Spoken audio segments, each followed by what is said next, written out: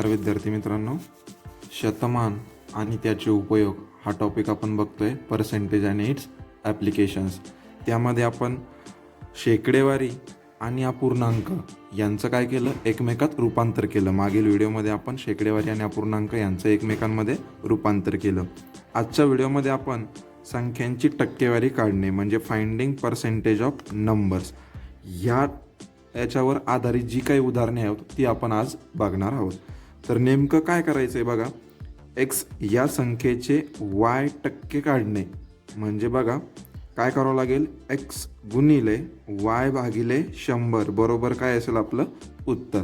म्हणजे बघा एक्स या संख्येचे जेव्हा आपल्याला वाय टक्के काढायचे असतात तेव्हा ती संख्या लिहून घ्यायची, गुणाकारामध्ये तिचे किती टक्के काढायचे होते ते लिहायचे, भागाकारामध्ये किती घ्यायचे 100 बरोबर काय असणार आहे आपलं उत्तर.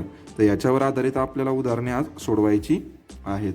तर त्यामध्ये आपण पहिलं उदाहरण बघू. 500चे 7% म्हणजे किती, हाऊ मच इज 7% ऑफ 500. तर कसं शोधणार, दिलेली संख्या कोणती आहे 500 लिहून टाकायची, किती टक्के शोधायचे 7% शोधायचे, तर मग 7 आणि भागाकारामध्ये किती घेणार 100.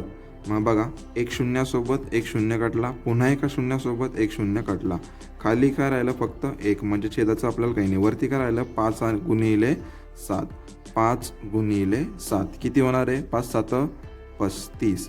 म्हणजे बघा 500चे 7% किती आले 35. उदाहरण नंबर 2 बघू आपण. 250चे 24% म्हणजे किती, हाऊ मच इज 24% ऑफ 250. कसं करणार हे बघा, 250चे किती टक्के काढायचे आपल्याला 24%, म्हणून काय करायचं 24 भागिले 100.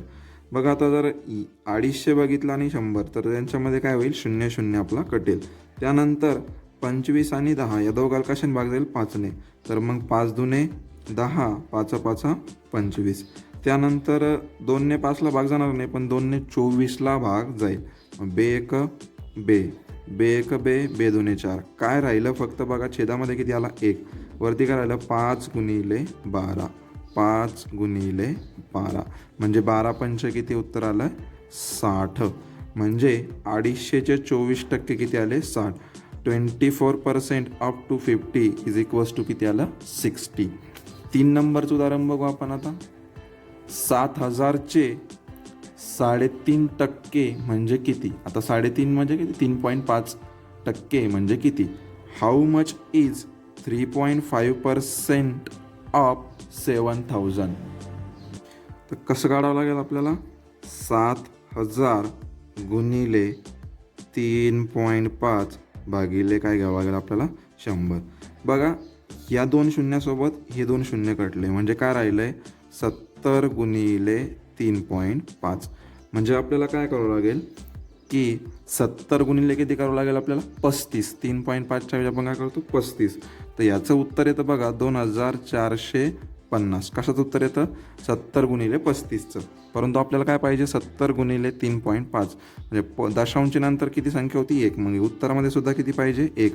तर 245.0 म्हणजेच किती म्हणू शकतो आपण 245. मग 7000चे 3.5% म्हणजे किती येणार 245. 3.5% ऑफ 7000 किती येईल 245. चला पुढचा प्रश्न बघू आपण आता 4 नंबरचा.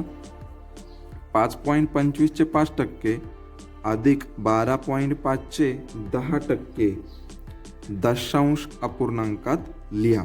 Simplify 5% of 5.25 plus 10% of 12.5 and write it as decimal numbers. तर मग बघा आता हे कसं करावं लागेल आपल्याला.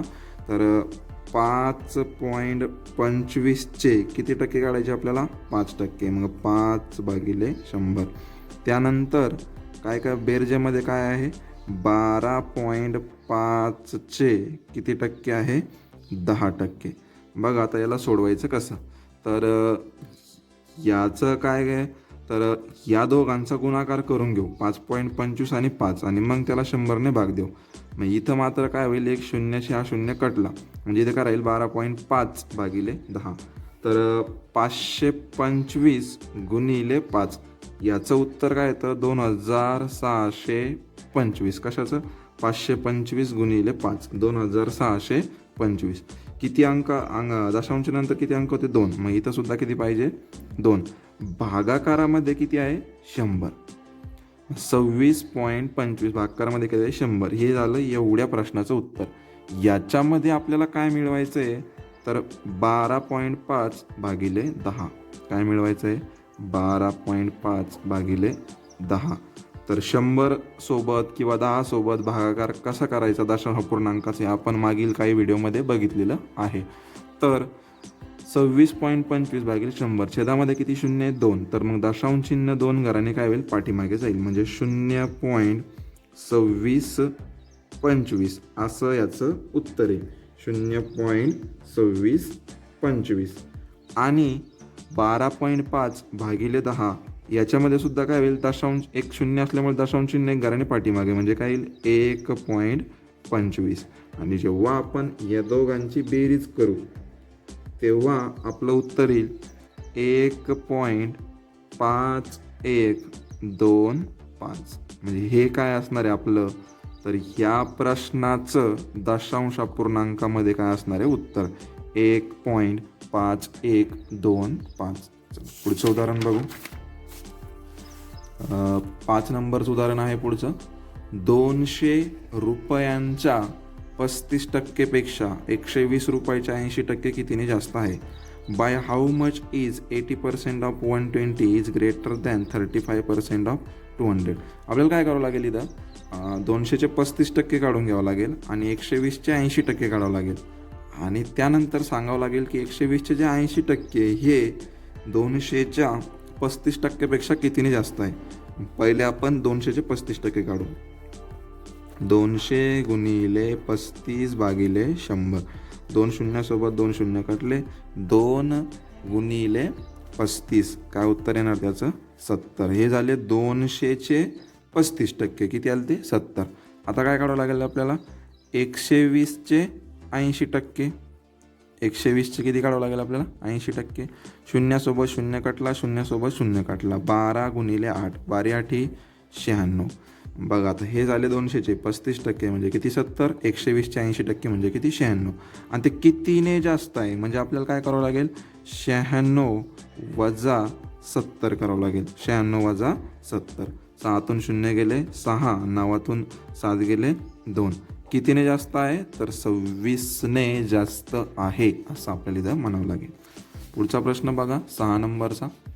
एका मिठाईमध्ये वजनाच्या 30% साखर आहे. 5.4 किलोच्या अशा मिठाईमध्ये किती साखर असेल? 30% of the weight in a sweet is sugar. What amount of sugar is in such a sweet weighing 5.4 kg. म्हणजे आपल्याला थोडक्यात काय काढायचं आहे? तर 5.4चं काय काढायचं आपल्याला? 30% काढायचं आहे. मग ते कसं काढणार? तर आपल्याला माहीतच आहे, दिलेली संख्या लिहून घेतो आपण. त्यानंतर 30% म्हणून 30 भागिले काय घ्यावं लागेल आपल्याला? 100. बघा शून्यासोबत शून्य कटलं, शून्यासोबत शून्य कटलं. आपल्याला काय करावं लागेल आता? 5.4 गुणिले 3 याचं जे उत्तर येईल तर बघा 5.4 गुणिले 3 म्हणजे काय करावं लागेल आपल्याला? 54 गुणिले 3. तेचं उत्तर किती येईल? 162. परंतु दशांश नंतर किती अंक होता? 1. म्हणजे इथं सुद्धा किती पाहिजे? 1. भागाकारामध्ये किती घेणार आपण? 10. भागाकारामध्ये किती घेणार आपण? 10. मग आता बघा 16.2 भागिले किती आहे? 10. भागाकारामध्ये एक शून्य असल्यामुळे दशांश चिन्ह काय होईल? एक घराने पाठीमागे जाईल. म्हणजे 1.62 1.62 किलो एवढी काय असणार आहे? त्या मिठाईमध्ये काय असणार आहे? साखर असणार आहे. एका मिठाईमध्ये वजनाच्या 30% साखर आहे. 5.4 किलोच्या अशा मिठाईमध्ये किती साखर असेल? तर 5.4 किलोची जी मिठाई असेल त्याच्यात 30% साखर. मग 5.4चे 30% आपण काढले 1.62 किलो. पुढचा प्रश्न बघू आता. 540 रुपयाचे किती टक्के 81 रुपये होतात? मग आता बघा इथं आपल्याला संख्या दिलेली आहे, टक्के किती ते माहीत नाही आपल्याला, परंतु उत्तर किती त्याचं 81 हे माहिती आहे. मग आपण काय करू? जे टक्के आपल्याला माहीत नाही त्याच्याऐवजी आपण एक्स पकडू. म्हणजे आपण असं म्हणू 540 रुपयाचे x%. बघा मी काय म्हणताना काय लिहितो? 540 रुपयाचे x%. 1% कसे लिहितो आपण, x भागिले 100. हे किती आले 81. तर मग किती टक्के, मग हे टक्के x आपल्याला शोधायचं आहे. मग आता या उदाहरणामध्ये आपल्याला बघा x शोधायचं आहे, तर x आपण इकडे ठेवू आणि x सोबत जे काही आहे संख्या त्या सगळ्या आपण बरोबरच्या दुसऱ्या साईडला पाठवू. बरोबरच्या दुसऱ्या साईडला काय होतं, 81 ऑलरेडी होते. आता भागाकारातले 100 कशामध्ये जातील, गुणाकारामध्ये जातील आणि गुणाकारातले 540 कशामध्ये जातील, भागाकारामध्ये. सर्वप्रथम काय, 0 0 कटला. त्यानंतर 54 आणि 81 या दोघाला 9ने भाग जातो. 9 सकी 54, 9 9 81. त्यानंतर आता 6 आणि 9ला 3ने भाग जाईल. 3 दुने 6, 3 त्रिक 9.